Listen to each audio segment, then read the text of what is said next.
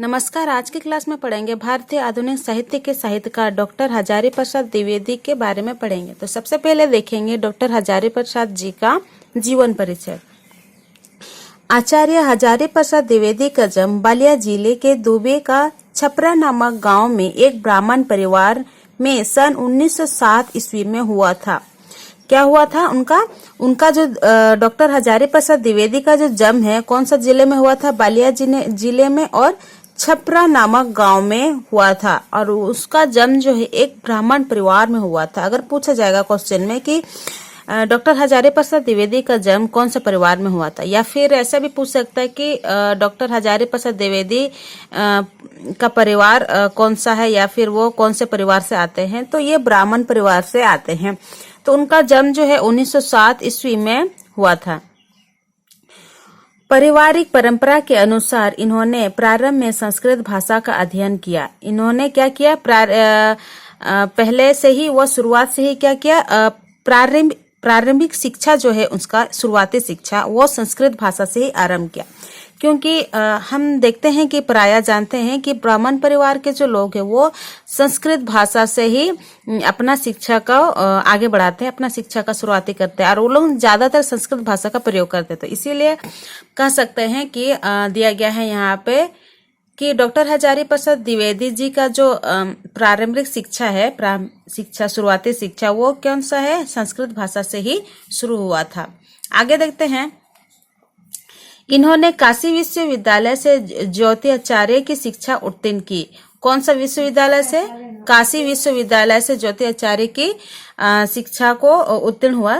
उसने परीक्षा पास किया। कुछ दिनों के बाद ये शांति निकेतन चले गए। कहाँ चले गए? कुछ दिनों के बाद काशी विश्वविद्यालय से परीक्षा पास करने के बाद वो कहाँ चले गए? पढ़ने के लिए शांति निकेतन में चले गए। तो वहाँ हिंदी भवन के निदेशक के पद पर कार्य किया। जो काशी विश्वविद्यालय में अपना परीक्षा पास होने के बाद उन्होंने शांति निकेतन चले गए, और शांति निकेतन में उन्होंने क्या किया? हिंदी भाषा के निदेशक के पद पर कार्य किया। कौन सा भाषा के पद? उसका जो शुरुआती कार्य क्षेत्र था हिंदी भवन में, हिंदी भवन के निदेशक के रूप में के रूप में कार्य किया। उन्होंने अपना कार्य को संभाला। आगे देखते हैं। यह साहित्य साधना की ओर भी आकृष्ट है। वह ये क्या है? अपने जमाने में डॉक्टर हजारी प्रसाद द्विवेदी जी वो साहित्य के क्षेत्र में बहुत ही उसका रुझान था।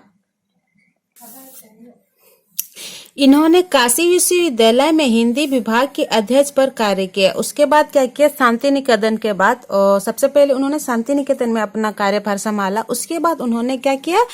काशी विश्वविद्यालय में ही हिंदी विभाग के अध्यक्ष के रूप में कार्य किया। इसके एक वर्ष पहले लखनऊ विश्वविद्यालय से डीलिट की उपाधि से सम्मानित हुए।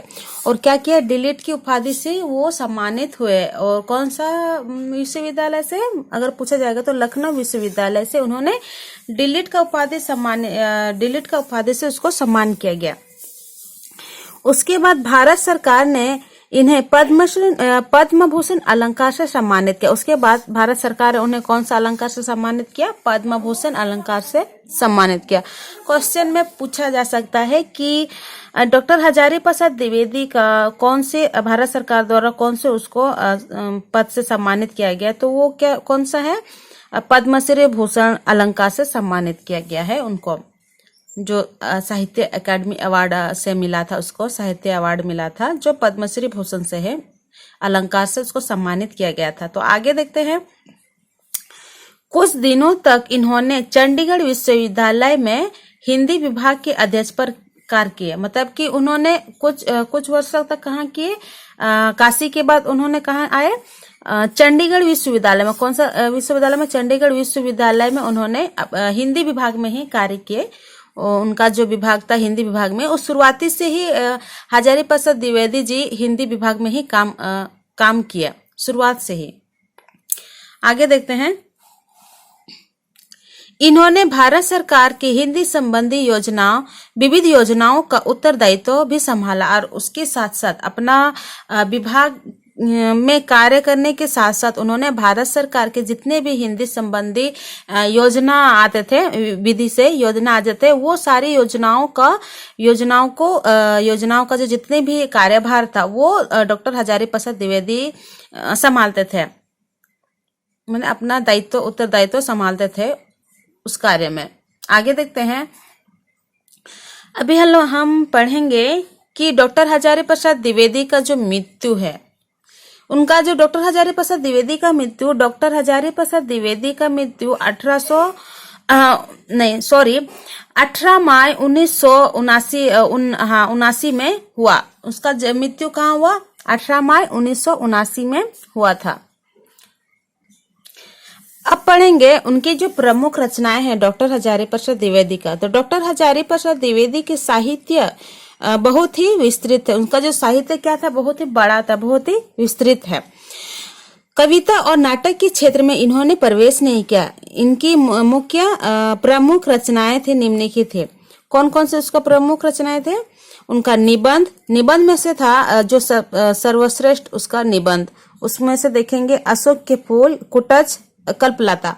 उपन्यास में अगर देखा जाए तो उसका है सर्वश्रेष्ठ उपन्यास बाजभट्ट की आत्मकथा, अनामसदास का पोथा पुनर्वरना।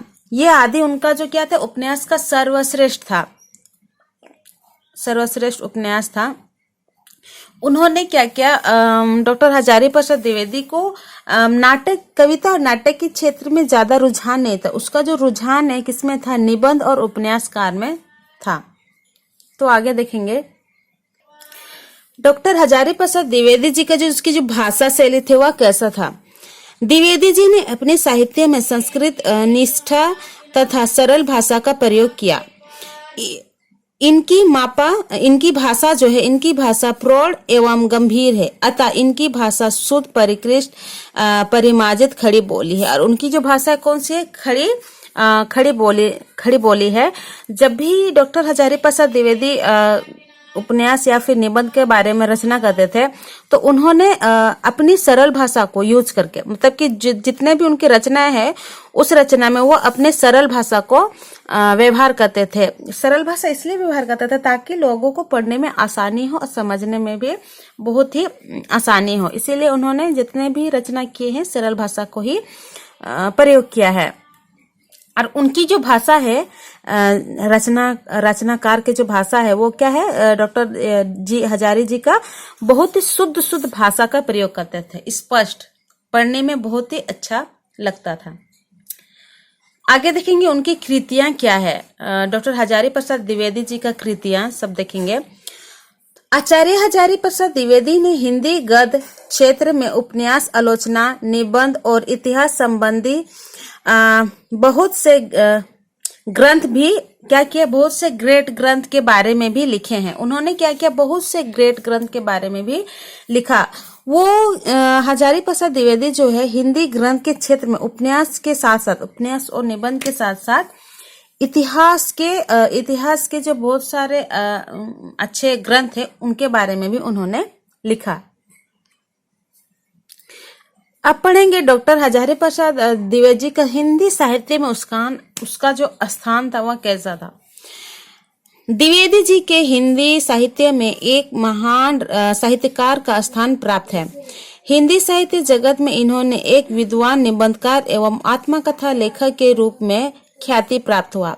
अतः आधुनिक युग के गद्यकारों में इनका विशिष्ट स्थान है। आधुनिक युग के गद्यकारों में क्या था? इनका विशिष्ट स्थान है। उसका जो हिंदी साहित्य में जो उसका स्थान था बहुत ही बड़ा था और बहुत ही महत्वपूर्ण स्थान था।